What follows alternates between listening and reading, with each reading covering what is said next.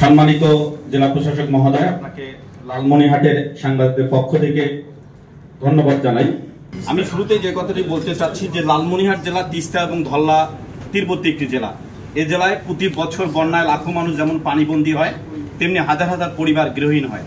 আমরা দেখি পানিবন্দির সময় যে ত্রাণ বিতরণ করা হয়, সে ত্রাণটা অনেক দেরিতে যায়, ফলে যে সময় ত্রাণের প্রয়োজন সে সময় ত্রাণটা পায় না। আর নদী ভাঙ্গা পরিবারগুলো যে পুনর্বাসনের জন্য যে টিন যায়, সেই টিনগুলো যারা ক্ষতিগ্রস্ত তারা পায় না। এটি টাকা ছাড়া টিন মেলে না। এটি হলো এই জেলার চিত্র। পাশাপাশি আমি একজন সংবাদকর্মী হিসেবে দায়িত্ব নিয়ে বলতে পারি যে বিগত দিনে আমরা দেখেছি যে এই নদী ভাঙ্গা বা পানিবন্দী পরিবারগুলোর জন্য যে ত্রাণ বিতরণ হয়, সেই ত্রাণ কালোবাজারে বিক্রি হয়েছে এমন নজির রয়েছে।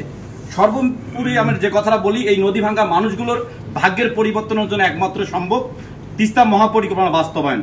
তিস্তা মহাপরিকল্পনা যদি বাস্তবায়ন হয়, তেমনি লালমনিরহাটের হাজার হাজার বিঘা কৃষি বালুচর যেমন কৃষি জমিতে পরিণত হবে, তেমনি এই জেলার অর্থনীতিতে বিপ্লব হবে, যা জাতীয় অর্থনীতিতে ভূমিকা রাখবে।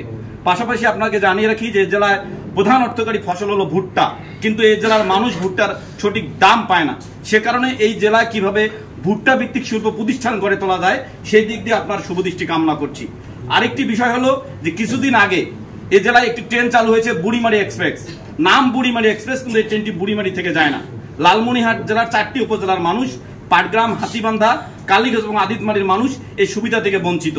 শুধু সদরের মানুষ এই সুবিধাটি পায়। তাই আপনার মাধ্যমে আমি অনুরোধ করব যে বুড়িমারি নামক এক্সপ্রেস ট্রেনটি যেন বুড়িমারি থেকে চালু হয়, সে বিষয়ে আপনি পদক্ষেপ নেবেন।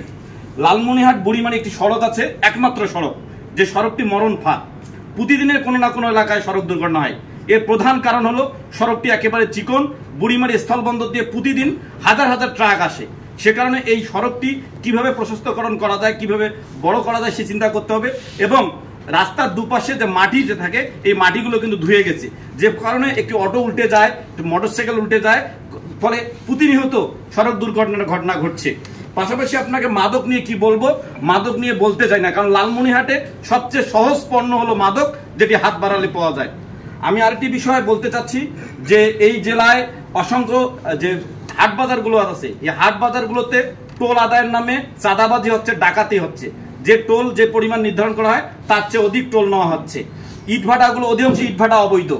ইটভাটাগুলো, এই ইটভাটা সরকারি রাজস্ব বঞ্চিত হচ্ছে। এই বিষয়গুলো মাথায় রাখবেন।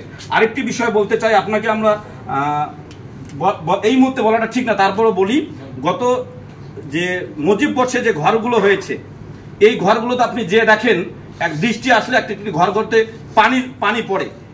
পাশাপাশি এই ঘরগুলোতে এখন আর কেউ থাকে না। শুধু পরিকল্পনার অভাবে, অপরিকল্পিতভাবে এই ঘরগুলো নির্মাণের কারণে এই অবস্থা হয়েছে। পাশাপাশি এই ঘরগুলো নির্মাণের নামে হরিলুট হয়েছে। আমি আবার দায়িত্ব নিয়ে বলছি, হরিলুট হয়েছে।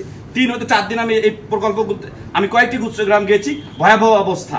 আমি আপনাদেরকে বলি, উপজেলা নির্বাহী কর্মকর্তা, যেহেতু একজন না, দীর্ঘ 7-8 বছর ধরে এই ঘরগুলো হচ্ছে, 4-5 বছর ধরে, উপজেলা নির্বাহী কর্মকর্তা, ভূমি কর্মকর্তা এবং পিআইও, পাশাপাশি স্থানীয় সংসদ সদস্যের মাধ্যমে এই ঘরগুলোতে কোটি কোটি টাকা লুটপাট হয়েছে।